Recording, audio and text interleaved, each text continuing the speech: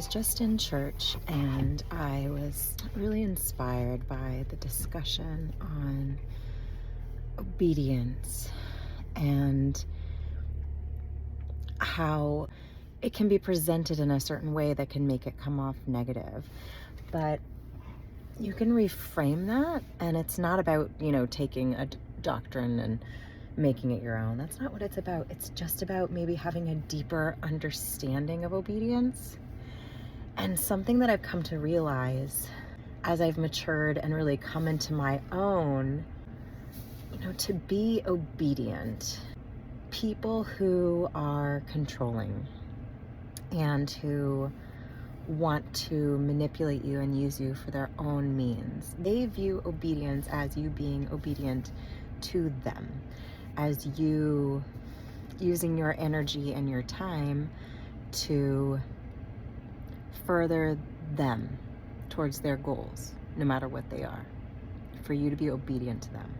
But if you spend your time, your efforts, your energy in creating a self that is good and true and focused, passionate about helping others, passionate about making this life what it can be, living it for good, living it to just make things better, to spread love, spread happiness in whatever way you were created to do that, because it's going to be different for every single person.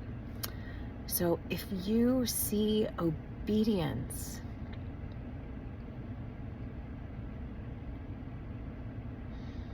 the hard way, the challenging way, which is not to just follow orders of someone else, but to, no matter what fire is put to your feet, stay true to yourself. Because if your path is truly right and just, there will be people and things that try to pull you from your path. There will be.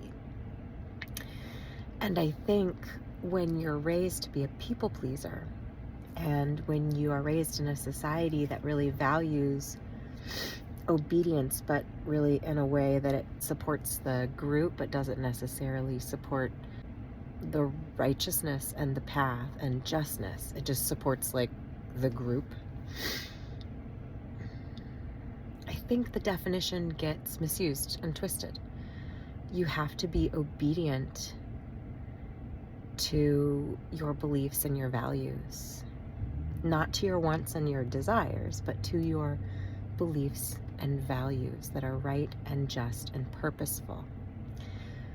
And what I have come to understand is, for me in life, and what I see in these forces that try to take you off course, they want to convince you that obedience, to be obedient to them, is to do whatever they want to support their endeavors and meet their ends. But that's not obedience. Obedience is standing in front of them no matter what they are throwing at you, no matter what they are threatening you with, and saying, no, I stand for what's right. I am not afraid of you.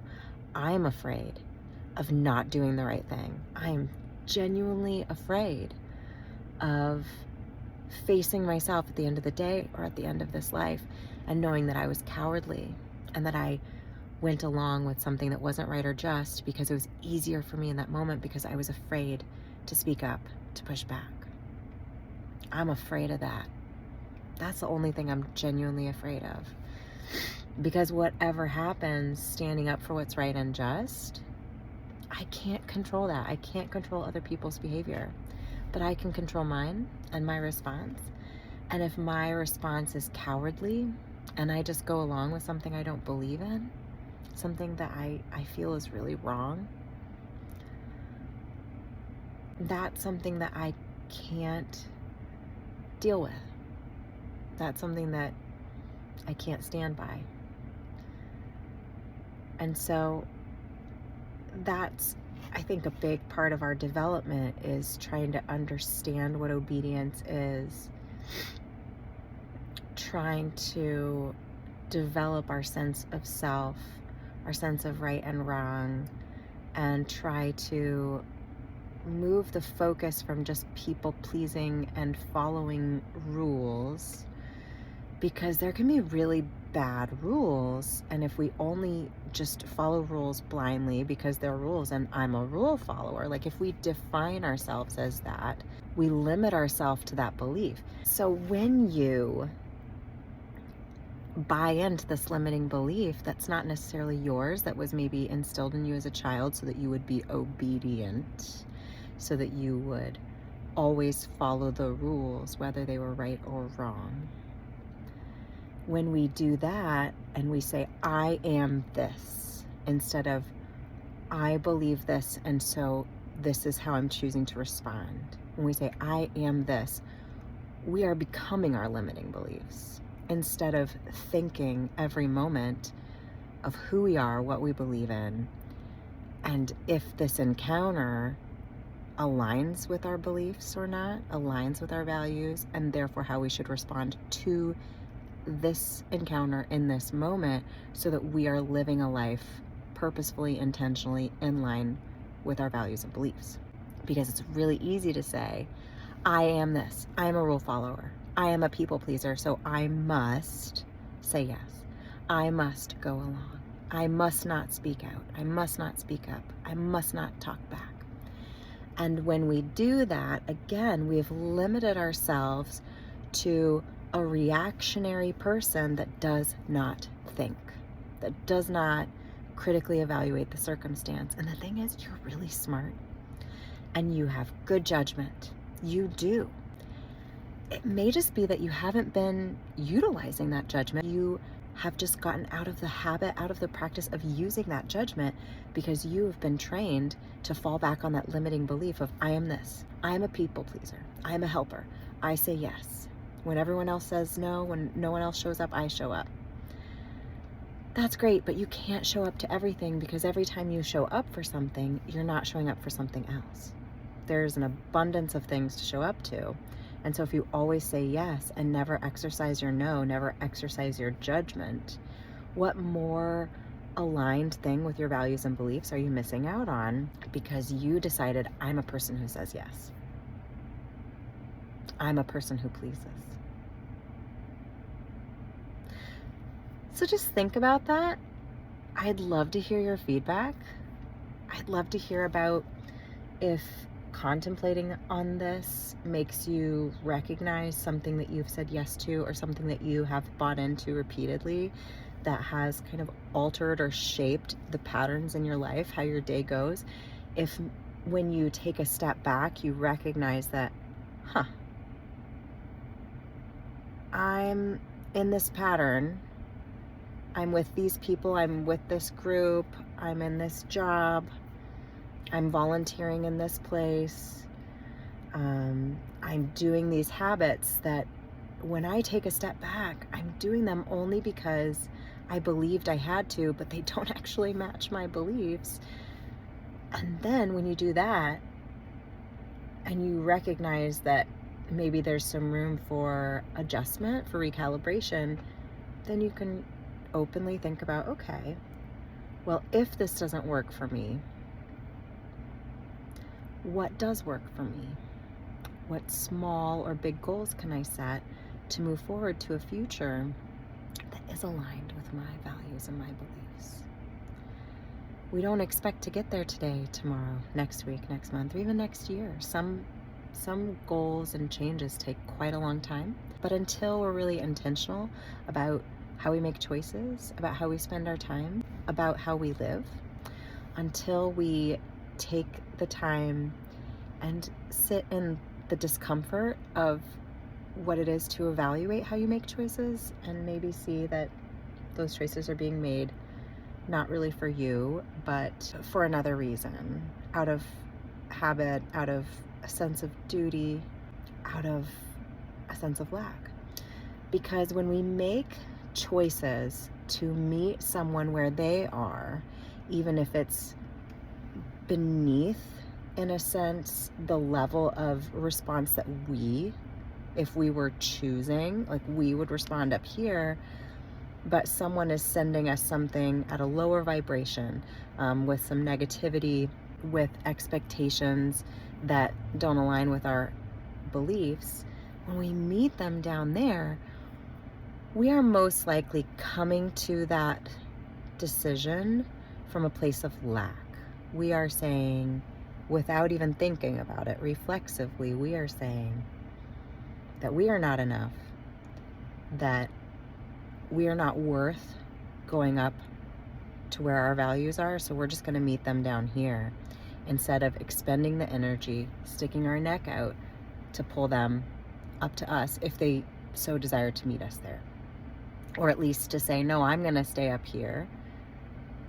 You know, you're down here. That's your choice. That's okay. I'm going to stay up here. And when we go up here, instead of meeting someone down here, that's because we're coming at it from a state of abundance. We're saying, I see what you're trying to express to me. I see that you're trying to pull me in so that you can feel agreement from me. You can feel acknowledged by me. But I can acknowledge how you feel without meeting you where you are. I can say, this is where you are, and I acknowledge that. This is where I am. I'm on this vibrational level, and this is where you are, and I acknowledge that. I'm here. And you don't have to meet them there to acknowledge them. And further, when you don't meet them down here, that gives them the opportunity to reflect, most likely not in that moment, but maybe later, on the fact that you didn't meet them there, that you didn't just go along to get along.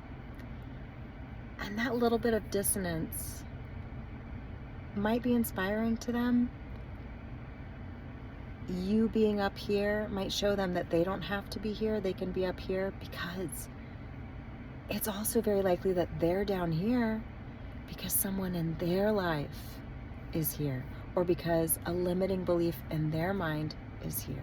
And out of their own habit, they're asking you to meet them here. But when you show them that you're gonna vibrate up here in this positive, future-focused way that's really not engaging with negativity, that's not worried about what other people think, that's more focused on your goals, on good goals, on meaningful goals. When you show them that, that may be enough to make them recognize that they get to choose how they respond too. That might really inspire someone. It may not, but again, so you just have to understand, you get to set your tone, you get to choose where you are, you get to come at life and your choices with abundance. You don't have to join someone in a feeling of lack.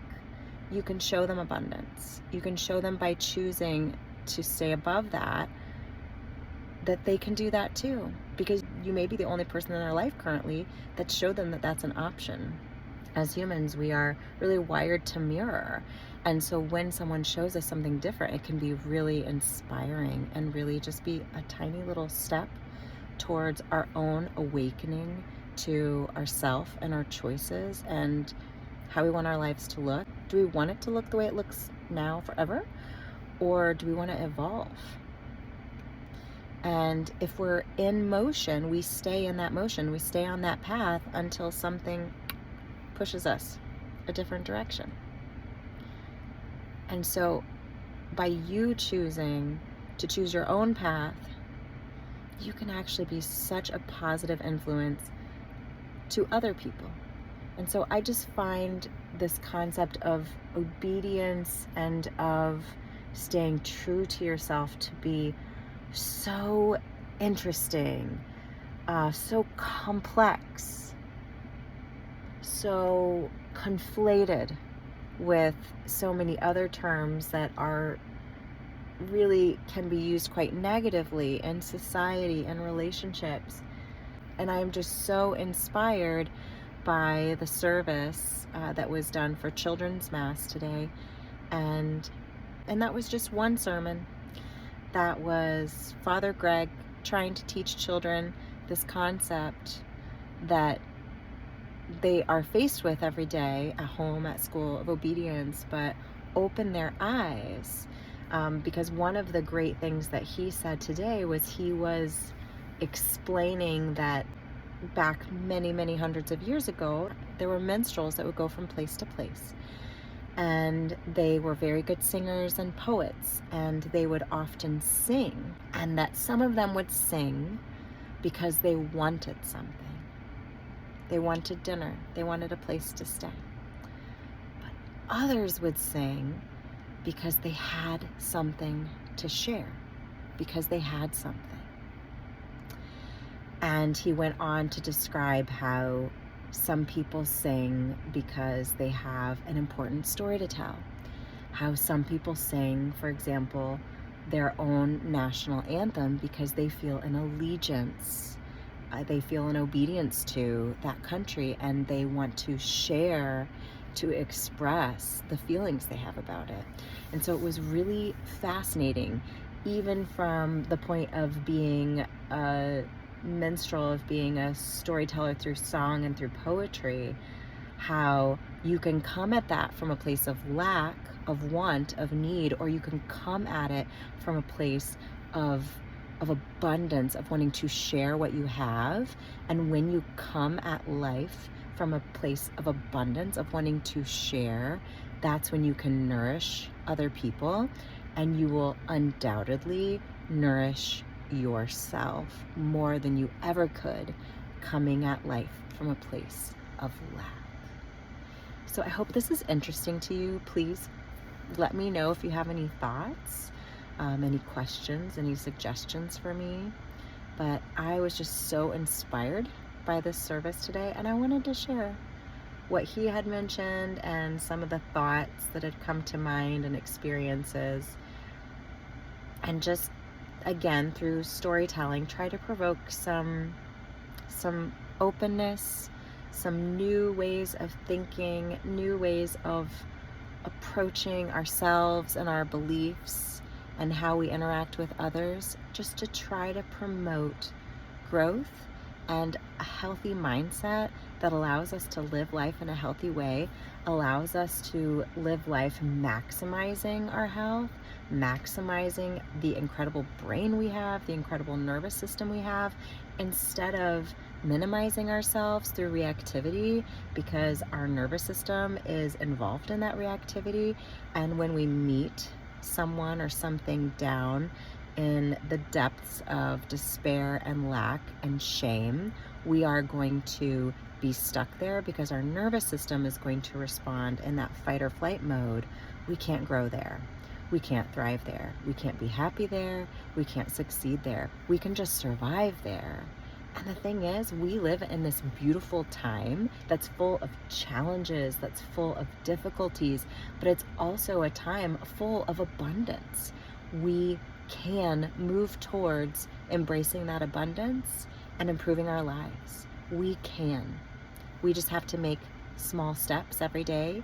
We have to change our habits. We have to change our focus. We have to change our mindset so that we can embrace gratitude, abundance, embrace our passions, embrace love, and just move forward towards a happier, healthier life where we are approaching things from a perspective of, I have so much and I want to share it.